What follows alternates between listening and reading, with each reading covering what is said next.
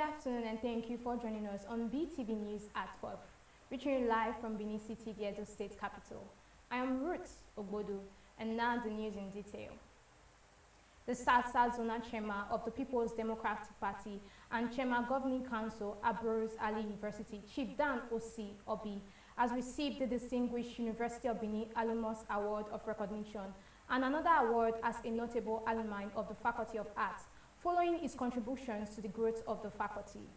BeeTv News Best Orator reports that the awards were presented to Chief Dan Osi Obi and other recipients as a special banquet organized to celebrate the 50th anniversary of the Faculty of Arts, University of Benin.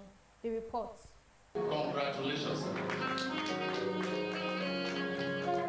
The National Vice Chairman of the People's Democratic Party, Chief Dan Obi, there receiving the awards during the 50th anniversary celebration of the Faculty of Law, University of Benin. The Dean of the Faculty, Professor Benson Osadolo, said it was a milestone celebration for the faculty to witness and know the celebration and the presentation of awards in recognition of great personalities who have accomplished a lot in their various endeavors. One of them is Chief Dan Osiobi, who is a notable alumni from the Faculty of Arts and who has contributed immensely to the development of the faculty. Professor Osadolo also related a brief history of the Faculty of Arts. Dr. Lemon Ibia, here represented by Victoria. Our past deans, professors here present, colleagues, students, distinguished ladies and gentlemen. First, I want to thank everyone for coming here. But quickly, something about why we are gathered here today. Full-fledged university by the National Universities Commission of Nigeria. Following this recognition and operating from the temporary site at Ekenwa campus, the then Vice Chancellor, Professor T.M. Yesufu, established the Faculty of Arts and Social Sciences in July 1975. Before the end of that year, scholars from various universities in Nigeria, Europe, and the United States had converged at Ekenwa to ensure the successful commencement of the new academic programs. In an address, the chairman of the 50th anniversary celebration of the Faculty of Arts, University of Benin, and Chairman Governing Council, Abrose Ali University, Ekpoma, Chief Dan Osi Obi, expressed delight on the progress made so far in the faculty and promised to set up a grants for the students in the faculty. I'm part of the history of this faculty. I was a student of the university between 1981 and 1984.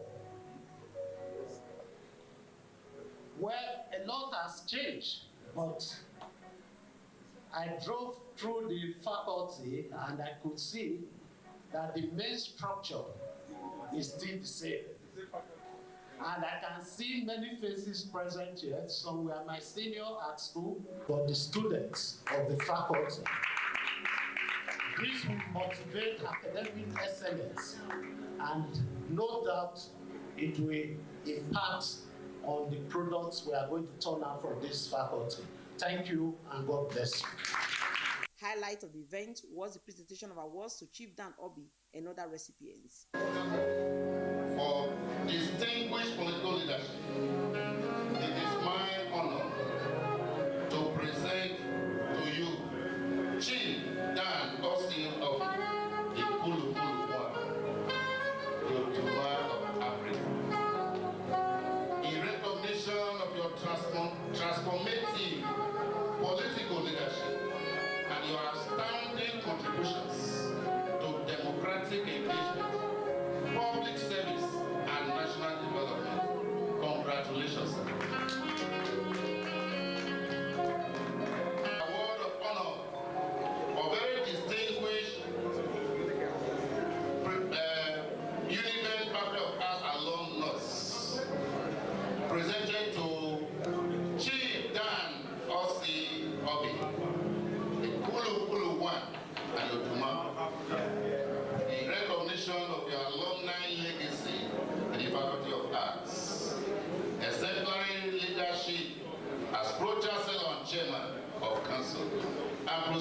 University EPOA, and contributions to institutional advancement in Nigeria.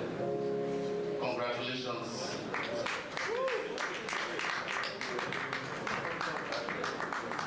On his part, Professor Eddie Iragbe, a professor of history who is also a recipient of the award, alongside the Dean of the Faculty of Arts, Professor Benson Osadolo, expressed delight on the recognition and thanked eminent personalities who have, in various ways, contributed immensely to the growth of the faculty. Well, today we're celebrating 50 years of academic excellence in the Faculty of Arts of the University of Benin.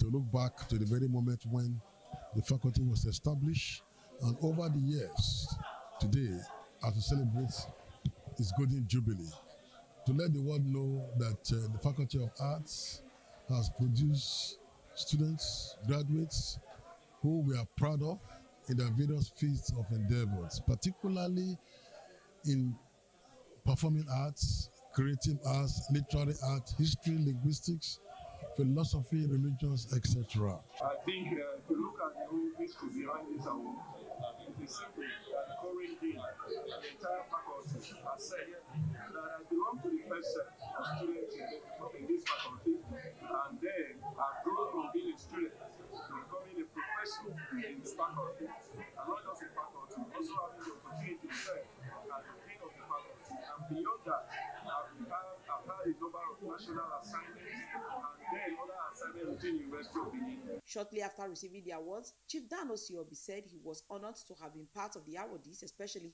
as an alumni of the Faculty of Arts, University of Benin, which has contributed to who he is today. He promised that he will continue to give back to the institution. It's something back to the university that, to a large extent, contributed to what I am today.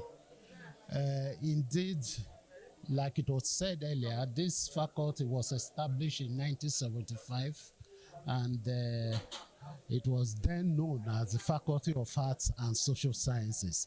It has since given birth to other departments, and today is one of the leading faculties that is producing the highest number of graduated students in the university.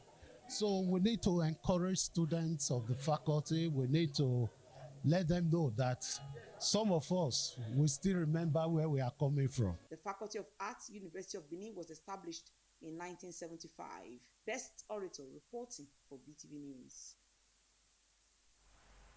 The Edo State House of Assembly has passed a resolution calling on the Edo State government, relevant ministry, and the Flood and Erosion Watershed Management Agency to urgently resolve the erosion menace that has claimed lives in Epoma, Edo States, particularly in Owe, Obo, Akaya, and Opoji communities, which has been ravaged by uncontrollable erosion.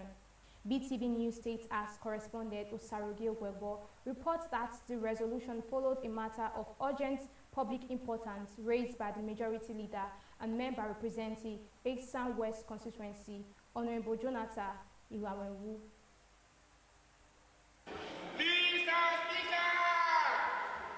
At Wednesday plenary, the majority leader and member representing Esan West constituency, Honorable Jonathan Iyamau, raised a matter of urgent public importance, drawing attention to the devastating effect of the Tuesday, September 16 downpour in Ekboma. He lamented that the heavy rainfall resulted in flooding, which claimed lives and caused severe hardship for residents of Uwembu, Akaya, and Opoji communities, which have long been ravaged by uncontrollable erosion. There was heavy downpour in Ekboma, and I think the same thing happens in many parts of the state.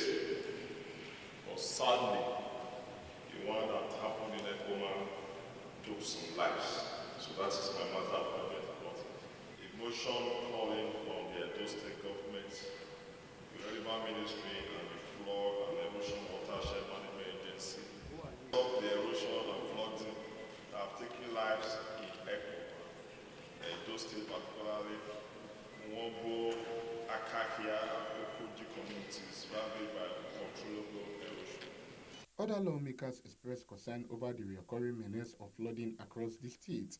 They urged the state government to intensify its efforts and called on the relevant ministry as well as the Flood and Erosion Watershed Management Agency to take swift and decisive action to address the issue. The lawmakers also appealed to residents to complement government efforts by refraining from indiscriminate waste disposal, which often blocks drains. So continue to call on the relevant agency to work in this is to just remove the sand from an already existing well. If the sand is removed, the water will easily flow into that place and we won't have that challenge. So since we are saying about death in Ekoma, we want to avert death. It is better for us to be proactive than to be reactive. Joining my brother from Eastern West constituency to call on the state government to spring into action to ensure that the early warning sign we are giving, we deceive the gutters, the drainages that we can take care of, we do that. So please, I want to appeal that there's any way you can call on this federal government ecological ministry to come to our aid to assist our government to ensure that Edo State is safe, especially this rainy season. I want to also let you know that the rainy season is expected to flood, even in the advanced world. So shouldn't be as one is the all we do is to prevent injuries that allow them lives. Must prevent that. American should adopt the answer. Please say I. Those against say the eyes. In another development, the lawmakers received a message from Governor Okpebholo requesting for the consideration and confirmation of 4 commissioner designates who are Dr. Jerry Nwangwe, Honorable Barrister Kenneth Okorowa Iyenseke, Barrister Usebo Paul Egie, and Akibe Osi John Sunday. The names of the commissioner designate were subsequently referred to the House Committee on Rules, Business and Governmental for screening and to report back to the House. Meanwhile, the report of the House Committee on Judiciary, Human Rights and Legal Matters on a bill for a law to repeal the Customary Court of Appeal Repeal Law 2025 and enact a law to establish the Customary Court of Appeal Edo State was presented by the member representing Isako Central and chairman of the committee, Honorable Oshoma Ahmed. Consideration of the report was however slated for a later date. Osarogie Agwebo reporting for BeeTv News.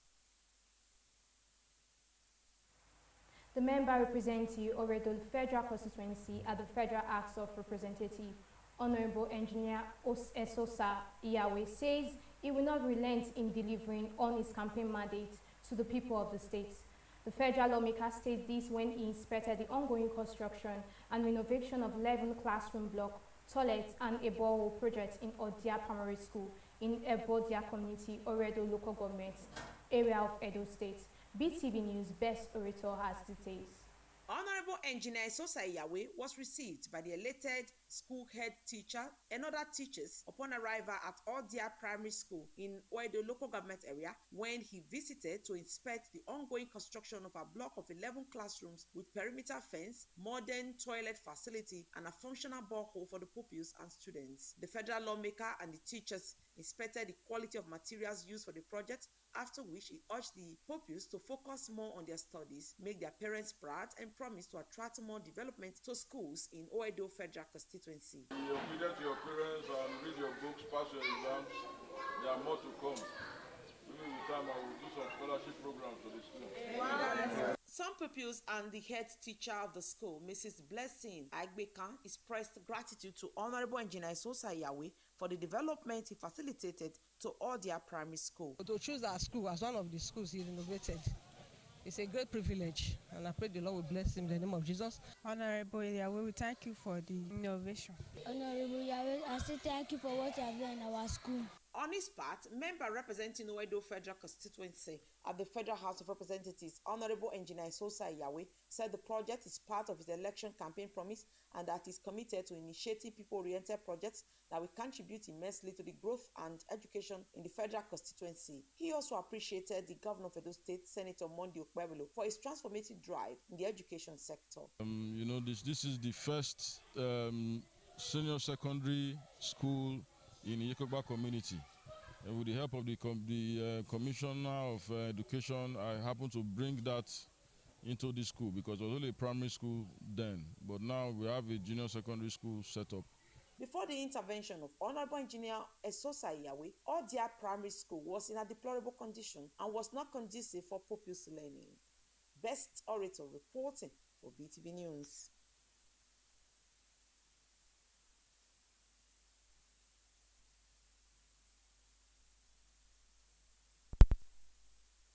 Government area of Edo State, visiting Ward 6, 7, 8, and 11 as mobilization ahead of the September 20th councillorship by-election gathered momentum. BeeTv News Favor Kolowawole reports that the campaign, which commenced on Monday with visits to Wards 1, 3, 5, and 4, has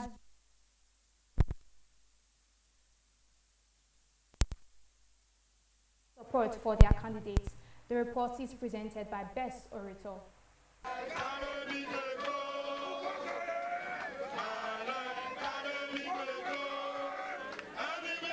Party faithful trooped out in large numbers on Tuesday to receive the campaign train of the All Progressives with chairs pledged to stand firmly with the APC in the coming polls. Their candidates are Agbomere Igehom Masha, Ward 6, Honorable Gabriel Iduseri, Ward 7, Comrade Festus Glory Obasohan, Ward 8, and Sir Jonas Inobahari, Ward 11.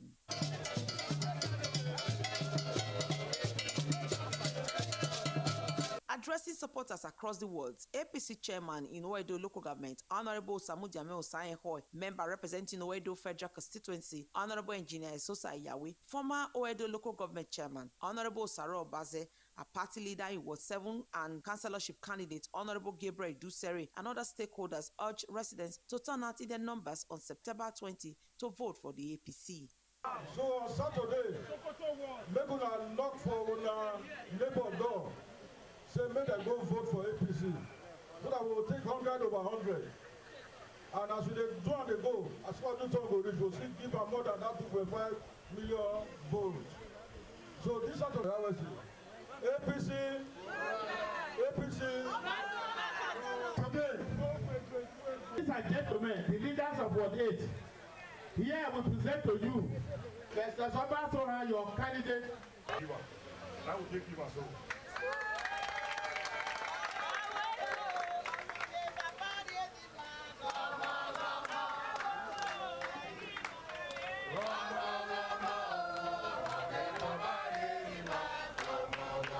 Although not among the day's official spokesperson, the APC State Secretary, Engineer Lawrence Oka, was specially recognized by members during the rallies, highlighting his role in strengthening grassroots mobilization. Party leaders also emphasized that the present administration has made it a mandate to deliver good governance at the grassroots.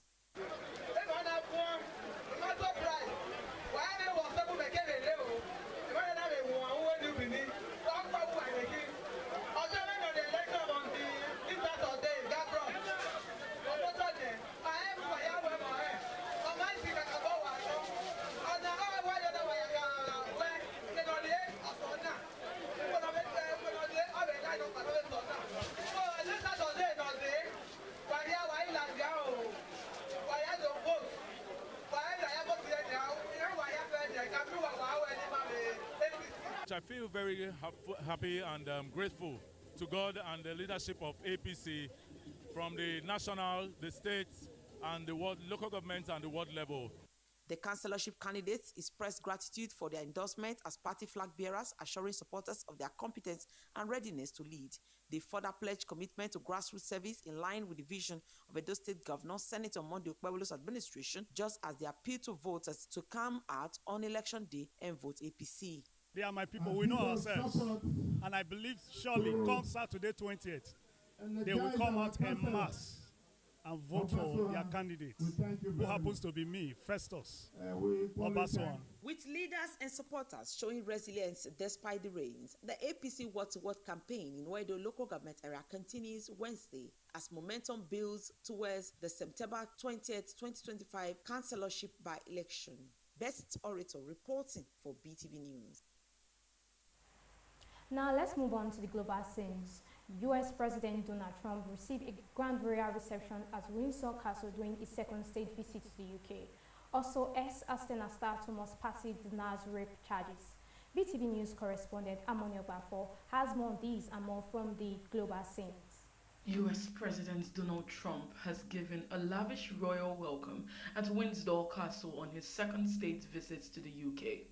King Charles III and Queen Camilla and the Prince and Princess of Wales joined him and First Lady Melania Trump for a carriage procession and inspection of the largest ever guard of honor for such a visit.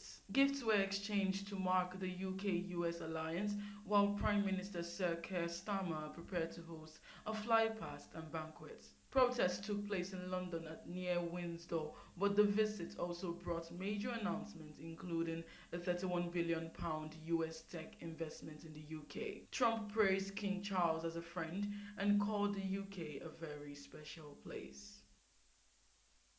Former Arsenal midfielder Thomas Partey has pleaded not guilty to 5 counts of rape and 1 charge of sexual assault at Southwark Crown Courts. The alleged offences are said to have occurred between 2021 and 2022 while he was still playing in the Premier League. Charged shortly after leaving Arsenal in June, the 32-year-old, now with the Spanish side Villarreal, has been granted bail until his trial begins on the 2nd of November next year. His bail term allows him to continue playing football, though he must inform police before travelling abroad and is barred from contacting the complainants.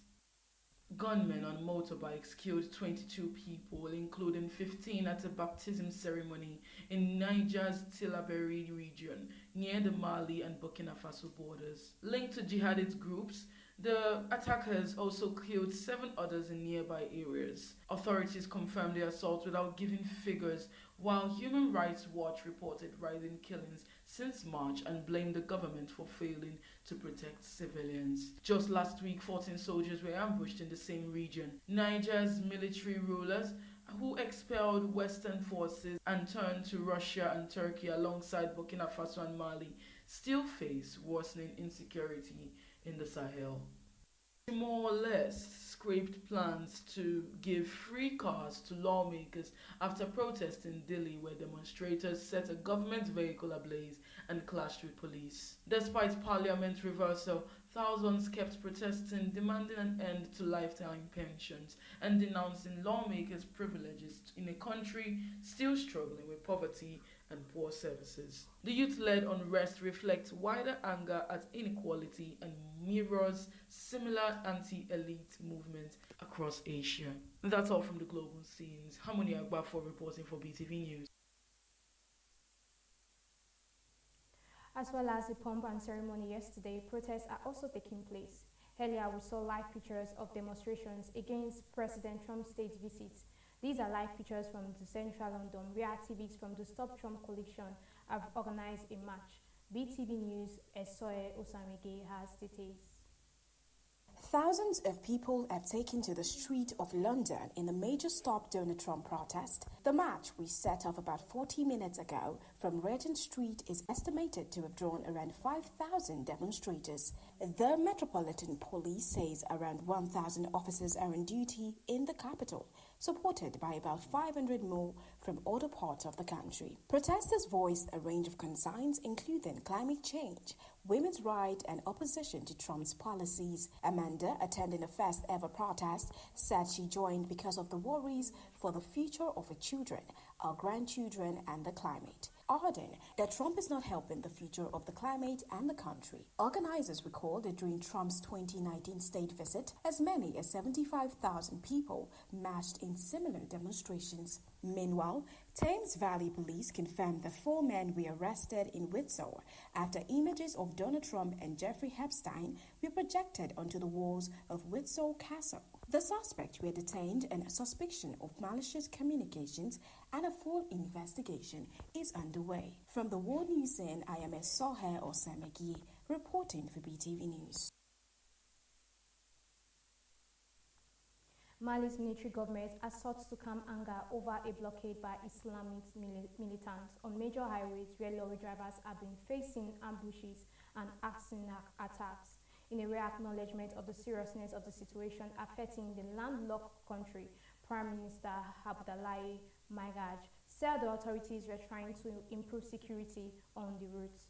BeeTv News' Gosgift Omone has details. The blockage, a potentially serious escalation of Mali's long-running jihadist insurgency, is particularly affecting the supply of fuel, which could cripple the country. The Sahel region of West Africa is known as the epicenter of global terrorism, accounting for more than 50% of all terrorism-related deaths. Several analysts say the aim of the Al-Qaeda-linked militants is to impose a blockage of the capital, Bamako. The blockage appears to have started with the kidnapping and subsequent release of 6 Senegalese lorry drivers along the Dakar-Bamako corridor in early September. This is not a new tactic by the Al-Qaeda Sahel affiliate, Jumaat Nusrat al-Islam, wa Muslimi, but the scale is increasingly ambitious.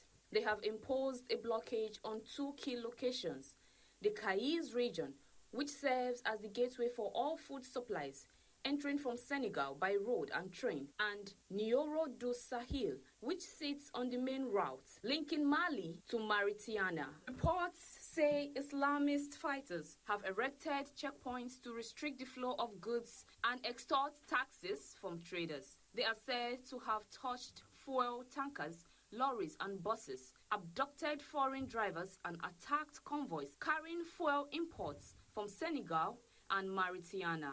Entire villages have reportedly been brought to economic standstill, with markets shuttered, transport halted and public services disrupted. I am Gosgift Omone reporting for BeeTv News.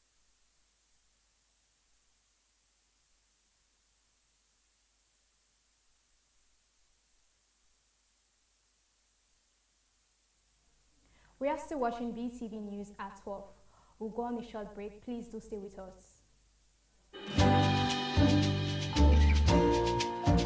My people of Edo State, development is not a miracle. It is the result of responsibility and action. You want good roads, quality hospitals, schools, jobs for our youth? Then you must understand this simple truth. Government cannot perform without your tax. Government will fix schools, build roads, light up communities if the people pay their tax. That's how governance works. It is not about politics. It is about progress. When you pay your tax, you are not helping the government. You are helping yourself. You are helping your family and your future. Don't wait to be chased. Do the right thing.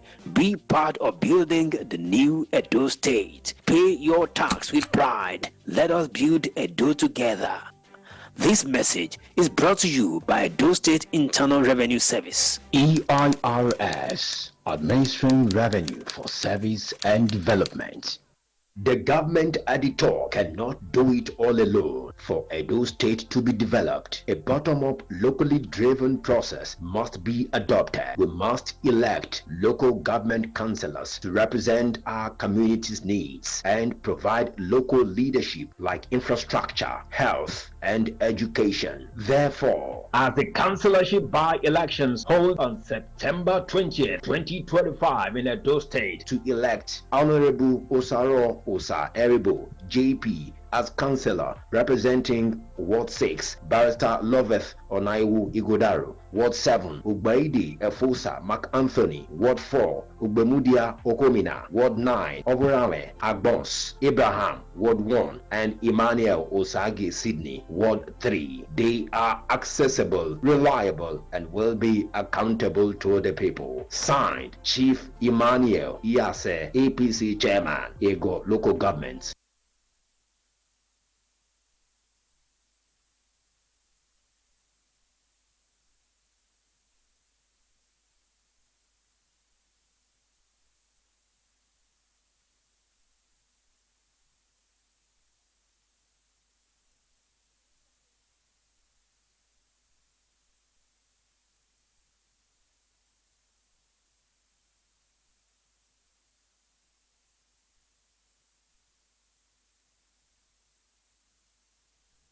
Welcome back and thank you for staying tuned.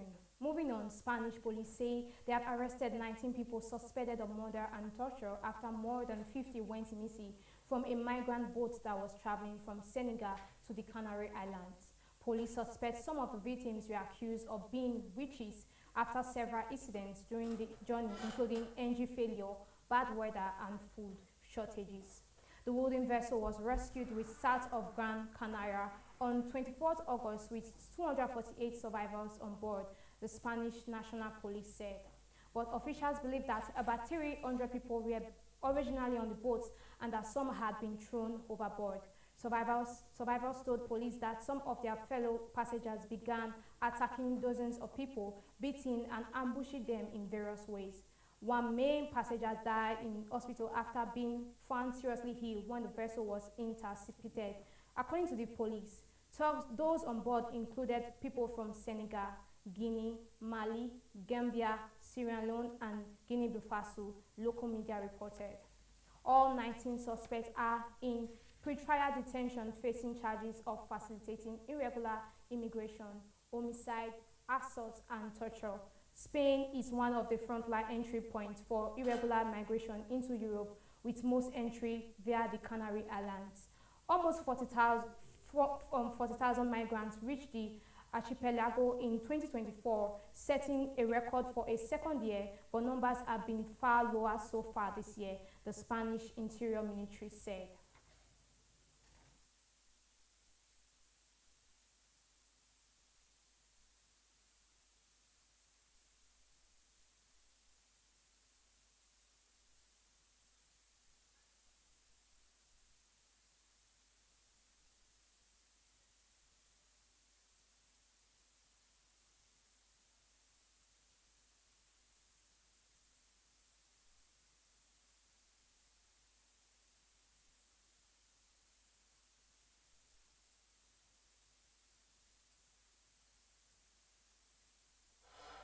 And now moving on to the business world.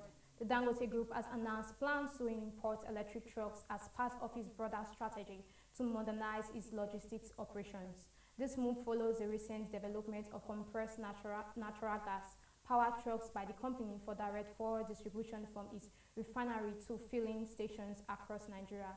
Let's join BeeTv News Esoe Osanrenge for details and more from the business world. Approximately 4,000 CNG trucks are expected to arrive in the country before the end of next month. These trucks will distribute Dangote fuel at no cost to customers, in line with the company's commitment to reducing logistic costs and improving fuel access. The proposed importation of electric trucks is scheduled to commence in January as the next phase of Dangote logistic transformation.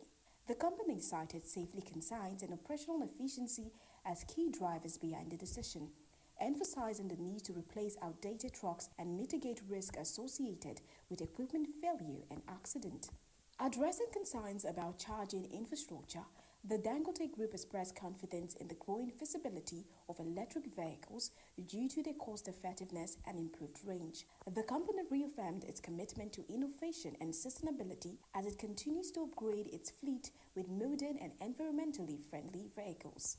First Bank of Nigeria Limited has been confirmed as the official bank partner for the upcoming Calabar Entertainment Conference organized by 12PM in Cross River State. The annual conference, now in its 9th edition, is scheduled to hold in October and will convene young talent, creative industry leaders, investors, and policy makers.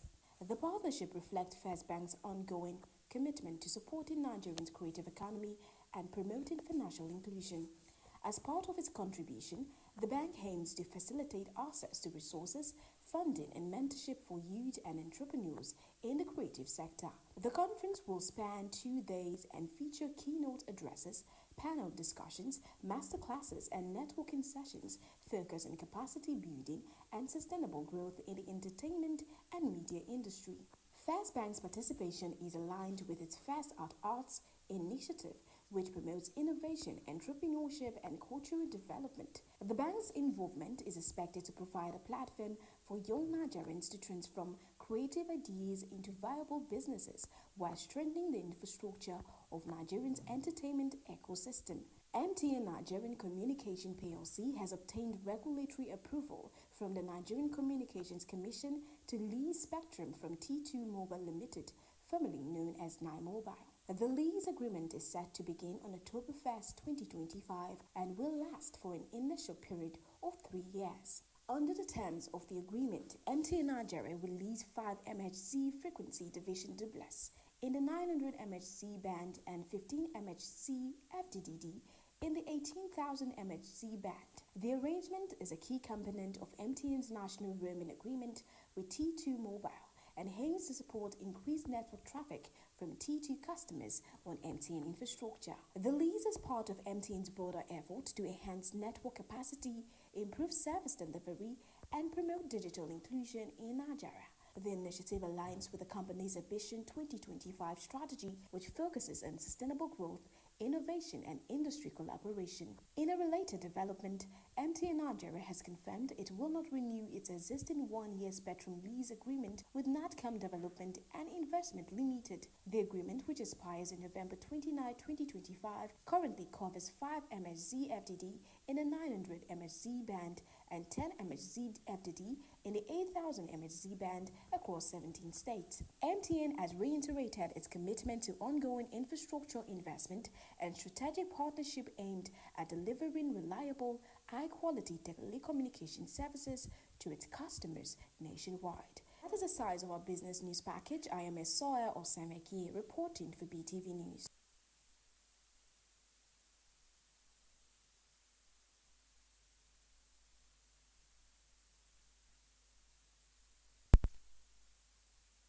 On Thursday, after failing to recover from injury.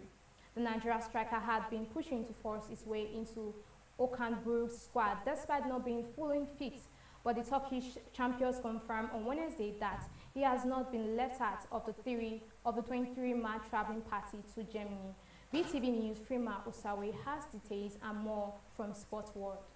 Osimhen sustained a shin injury during Nigeria's 1-0 win over Rwanda in Uyo during last week's World Cup qualifier games. He was forced off in the first half and replaced by Siré Desas before returning to Turkey on treatment. The 26-year-old subsequently missed Nigeria's 1-1 draw with South Africa and Galatasaray 2-0 weekend victory over Eyüpspor. Hopes of an early comeback were raised when Turkish outlet Habila reported that the forward was willing to make personal sacrifices to feature in Frankfurt. Osimhen, who scored 37 goals in 41 appearances last season while on loan before completing a high-profile summer move, had opened the new campaign in fine form with goals in his first 2 starts. He has also netted 19 times in 32 career UEFA competition matches, underlining his importance to Galatasaray European ambitions. The Turkish champions, who were eliminated from last season Europa League playoffs after a 6-3 aggregate defeat to AZ Alkmaar, face a daunting Champions League phase campaign. Alongside Frankfurt, they have been drawn against Liverpool, Manchester City, Atletico Madrid, Ajax, Union SG, Monaco, and Bodo Glimt. Osimhen's absence in Germany is a setback for Buruk's side, but the forward will be keen to return swiftly to spearhead their domestic and European challenges in the coming weeks. Former Super Eagles captain Sunday Olise has blamed Nigeria's looming failure to qualify for the 2026 World Cup in the USA, Canada, and Mexico on the Super Eagles' inability to make themselves immune to the various problems plaguing Nigerian football. Nigeria are on the brink of missing out on a second consecutive World Cup after a series of poor performances in the qualification series. They sit third in Group C with 11 points from 8 matches, 6 points behind leader South Africa, who have 17 points with just 2 games left in the series. The group winner will qualify directly for the tournament, and the runner-up could still make it through the playoffs if ranked among the 4 best second-phase placed teams across all African qualifying groups. With Nigeria's hope hanging by a thread, Olise, who played at the 1994 and 1998 World Cups, said the situation is not likely to change. AB announces retirement from football. Nigeria's Onome AB has announced a retirement from professional football, bringing to an end a 24-year career that made her one of Africa's most decorated players. The 42-year-old defender confirmed the decision in a statement on her social media platforms on Tuesday, drawing the curtain on a journey that began with Omidiran Babes in 2001 and spanned over a dozen clubs across Europe, Asia, and Africa. AB holds the distinction of being the first African footballer, male or female, to feature in 6 FIFA World Cup tournaments, appearing in 2003, 2007, 2011, 2015, 2019, and 2023. She earned over 100 caps and scored 4 goals for the Super Falcons, winning 4 Women's Africa Cup of Nations title in 2010, 2014, 2016, and 2018. At club level, she played for sides including Piteå and Djurgården in Sweden, Ataseha Belediyespor in Turkey, FC Minsk in Belarus, and Jianye in China, and most recently Niger Rates in Nigeria. And that's it on Sport News. Thanks for watching. Freeman Usawi reporting for BeeTv.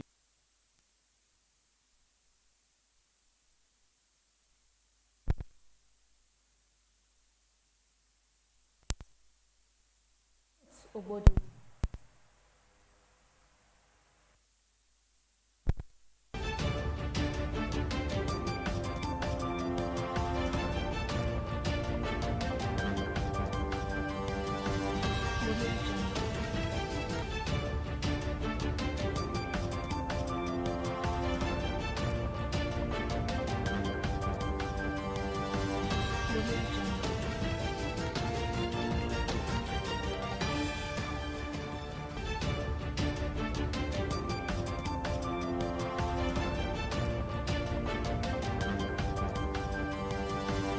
Audio